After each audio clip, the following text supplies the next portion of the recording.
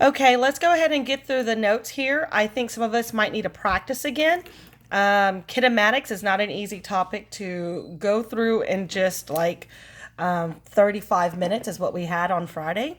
So let's look at it again to make sure. First thing, kinematics is pretty much acceleration problems but rearranged.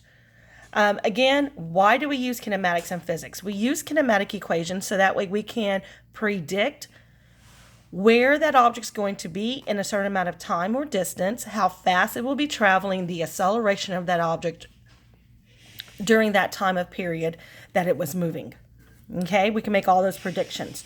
Now, as a rewind, also yesterday in our notes, we said that acceleration is caused by a change in, well, first thing, acceleration or the definition is a change in velocity. It's a change in speed slash velocity. Okay. Also, though, for you to change velocity or speed, there's a couple of ways you can do it. Number one, you can speed up. And number two, you can slow down. Also, you can change it by changing direction, correct? And we said, for an example, like if you're going to turn or if you're going to go in a circle, right? Or both, okay? So there's three ways to change acceleration. Number one, speeding up. Number two, slowing down. Cleo, what are you doing? And number three, turning. Okay, our basic acceleration problem is A equals V sub f minus V sub I over t.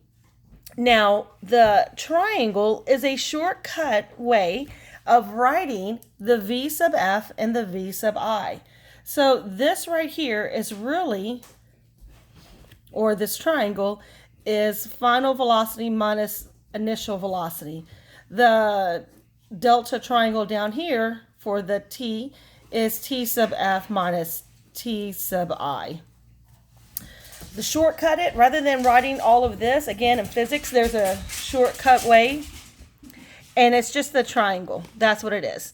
Because we know that anytime we see a triangle in front of a variable, it means change in. And the way you can change in anything in physics is to subtract. Okay? The other thing I wanted us to see is that here is this little half an arrow. Here again is another half an arrow, but there's no arrow above the T. Okay? The arrows actually represent a vector.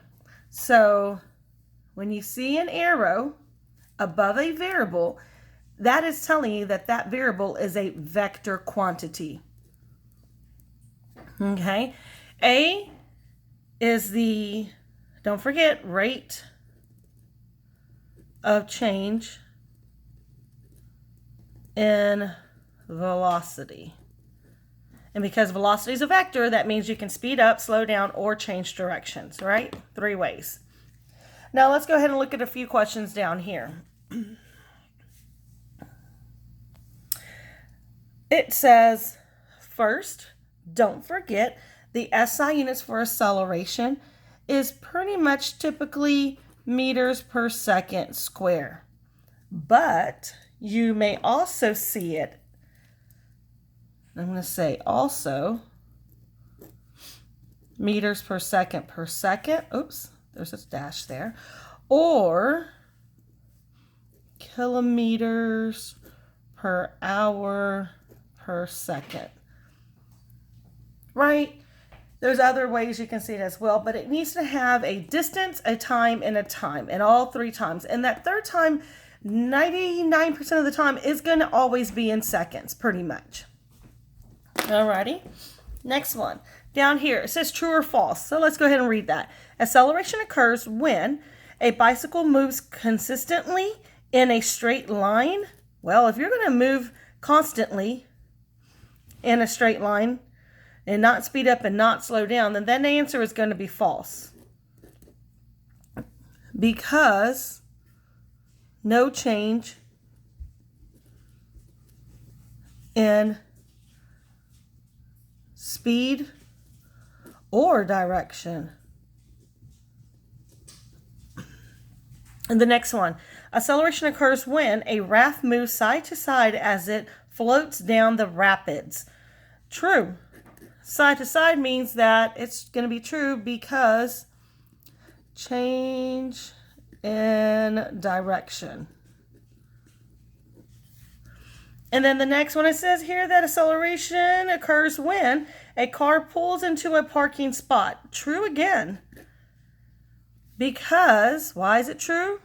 Because car is slowing down. Right? I hope you're slowing down as you're pulling into that parking spot. Hopefully you're not like speeding up. Okay, so let's go ahead and write that in for your notes. Okay, and this set of notes are going to be attached to the back of your original notes that you have. Let's scoot it on over to the other side of the page.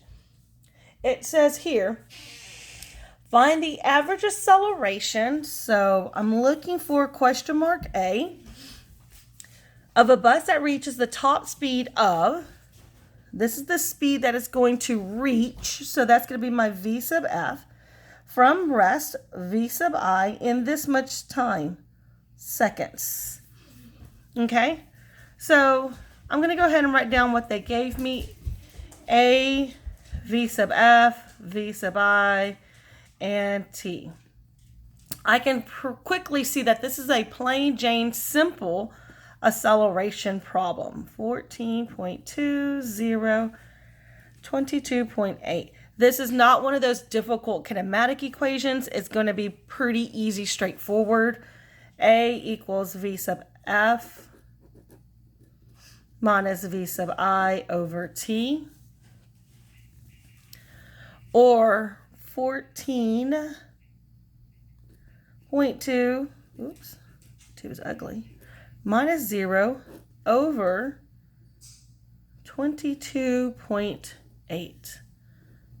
So A equals 0.623 meters per second squared. Go back and double check my math.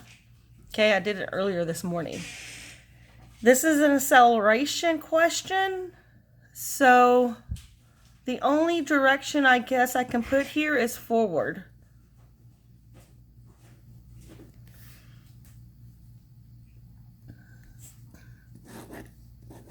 And I'm done. Okay, let's go ahead and turn the page. We're just starting off with just a quick reminder of what acceleration is before we move into the kinematic part. Next page over here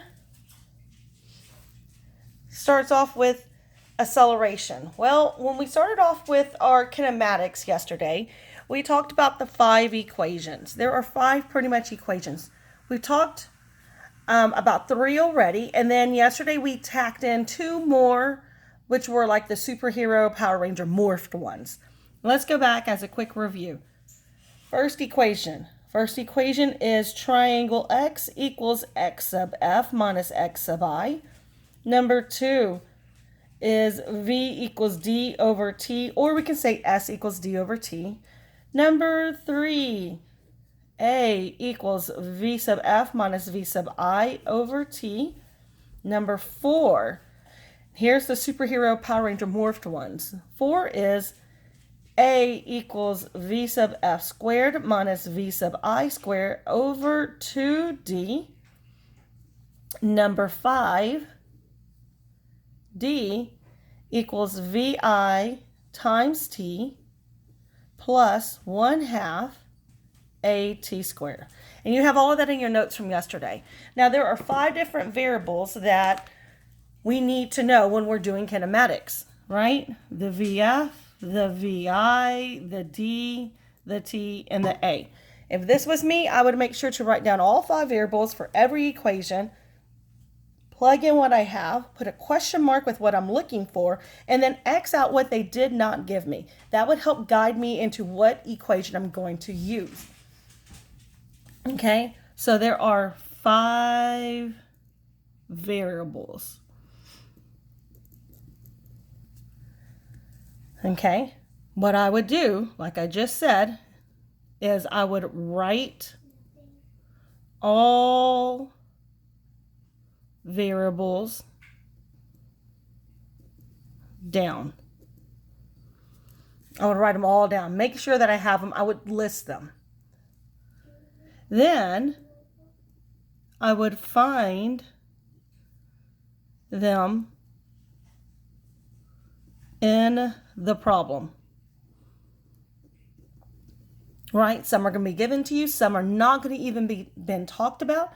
But what I want to make sure that we all remember, and I'm going to say this all school year, is that in physics,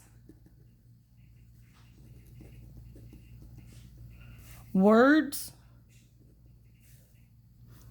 have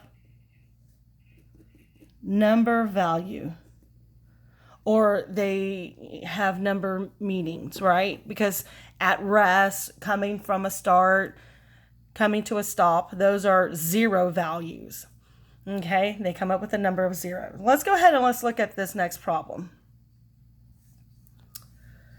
Let's read it. It says that a monorail travels in a straight line from rest, reaching its maximum velocity of 145 kilometers per hour north after only 22 seconds. What is the average acceleration of the monorail during this time? Step 1, I would go ahead and I would write them all down. V-I, V-F, T, D, and A. And I would list them all, go back and make sure that I underline and find my variables over here within the word problem. From rest, VI 0, VF, this is actually my direction north, T, question mark A. Now let's go ahead and fill them in. VI is 0. VF is 145. T is 22. Distance was never given to me, and A is my question mark. Looking at this information, I can see that I'm going to probably just use the plain Jane acceleration problem and not have to worry about those difficult kinematics. But if you have your notes out from yesterday, our flow chart says, was displacement ever talked about? No, it wasn't. Bam. Plain Jane acceleration problem. Let's don't make it difficult on ourselves. So over here on this side of the worksheet, do you see it? It says, which variables are given? Do the units match up? So they're just trying to help guide you. Well, we know our variables that were given. We wrote them down. Do the units match up? No, they don't. This is in seconds, and when you look over here, time is in seconds, but this is 145 kilometers per hour. You have two choices. Number 1, acceleration is a distance / time.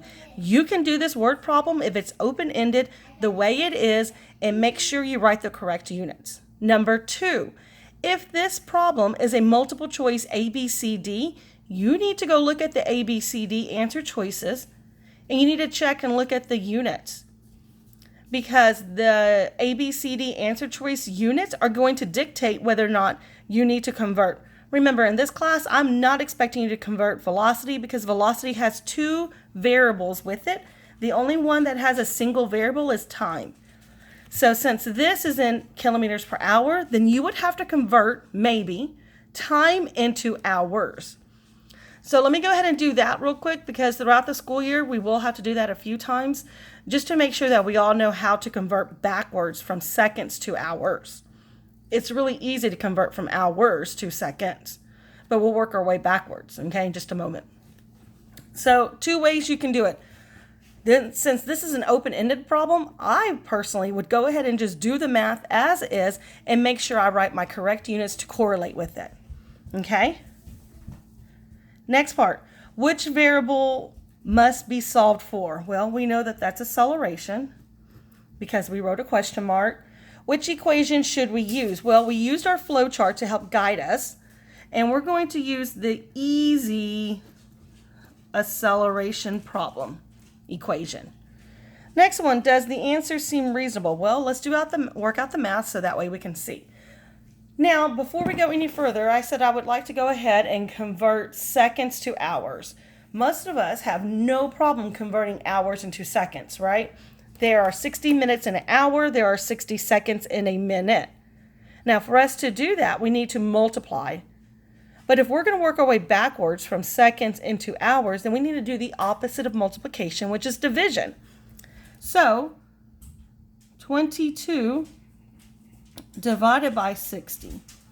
We should, let me see, get my calculator out. Oops. Hold up, turn that sucker on. 22 divided by 60, okay, is 0.367. That's not my answer, that's how many minutes. 0.367 divided by 60 again, because now we're going from minutes to hours. Get that number, divided by 60. 0.0061 hours. If I was converting backwards. Now I'm just doing this on the side because it's an open-ended problem. It doesn't dictate what my units must be. So I'm going to go ahead and I'm going to do the equation as is. Make sure I use the correct units. So A equals V sub F minus V sub I over T. 145 take away 0 over 22. Take away 0 is really nothing. So 145 divided by 22 comes out to 6.59. Double check my math. Kilometers per hour per second north. Remember, let's try to go to the second decimal place, to the hundredth spot, and go ahead and round there. I don't care about significant figures. That's not my issue this year. My issue, like I've said multiple times, is units, which I did give the correct units, and direction. Only give direction if it's a vector quantity. Do not give direction on scalar quantities. But here in the notes it says, well, what if another unknown variable needs to be solved for? So I'm telling you right now that there is another unknown variable. I'm telling you now, find the distance this monorail traveled. Okay, so let's go back to what we did over here in the beginning.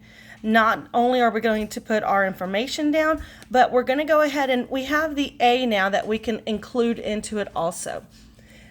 But there's a problem. So let's go ahead and write down our 5 variables. VI, VF, T, A, and D. VI is 0. VF, well, it's 145. But here's my problem. My problem now is that I've got mixed units here, I got this unit here, and I got this unit here. What I need to do is I'm going to have to go ahead and get all my units the same, so that way I can go ahead and find the distance, and my distance is going to have to be in kilometers. So it would be a lot better to have all my units matching up. So I'm going to come over here, I'm going to redo the math again. I'm going to have my units matching up, so that way all of my units down here are matching up and they're nice and pretty. Okay? I want to make sure. So I'm going to write the 145. The T, though, I'm not going to use the T in seconds. I'm going to use the T in the hours, which is 0.0061. The A, I'm not going to use this A because it has mixed units. I want all my units the same now. So in this case, I'm going to go ahead and come back over here. I'm going to put 145 divided by, not 22, I'm going to put that new number that I found in hours, 0.0061. And in this case, I get a different number. It's going to be a lot bigger because kilometers per hour squared. It should be 23770.49 kilometers per hour squared north. That is going to be the acceleration number I'm going to use down here. So 23770.45, and I'm going to question mark the distance. So now I have every variable except for the distance. Let's go ahead and go back to our flow chart to help guide us. Was displacement or distance ever talked about? Well, now it is, because now we're looking for it. Was t ever discussed? Well, yeah, it is. It was given to us. So it says that you must have the VI, which I do. I have the VF, I have everything. So let's go ahead and use this equation. I have some students who are going to say, but Ms. Munson, what about this equation? Can't we use that? I understand you want to start being like a thinker and you want to try to jump ahead of the game. But in this case, let me tell you the reason why I have the flow chart. I have the flow chart because I want to make your life simple and easier.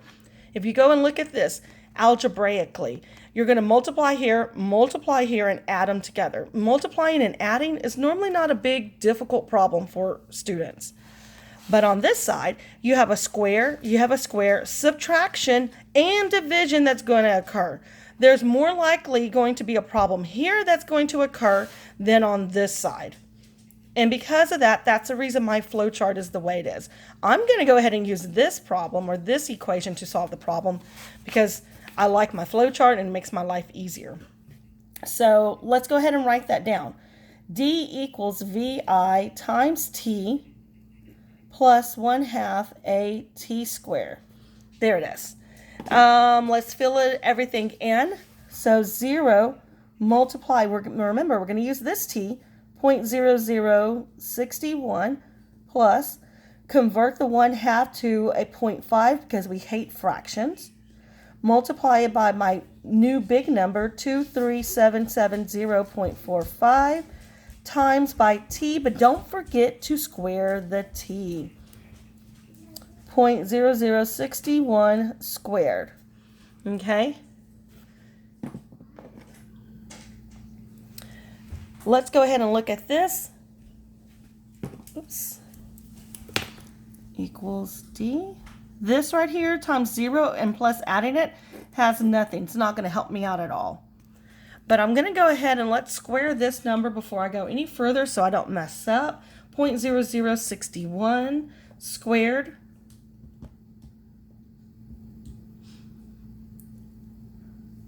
You probably got this number. You probably got a number when you squared it just right now.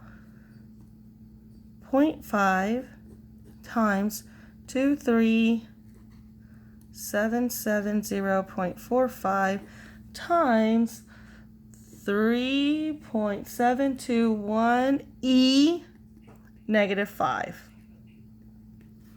Some of us are not unsure, what the heck do we do here? That's just times 10 to the negative 5th power, and we know scientific notation. If you feel more comfortable, let's take it out of this scientific notation. 3.721 times 10 to the negative 5th.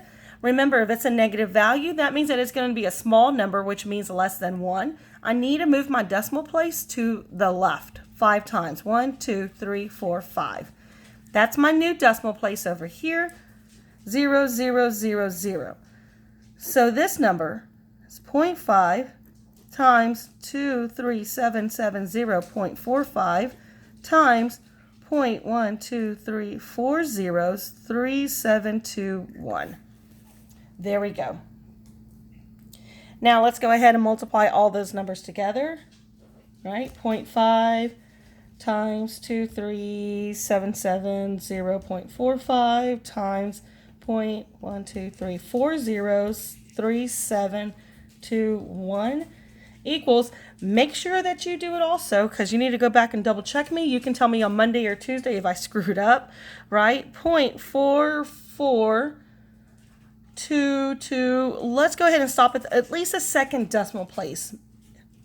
Okay? What are we looking for? We're looking for distance. My distance is in kilometers, not meters. I'm using kilometers right now. North. There we go. So now we've done and completed 2 pages out of the way. Okay. We've got page 3 and page 4, which is going to be on video 2.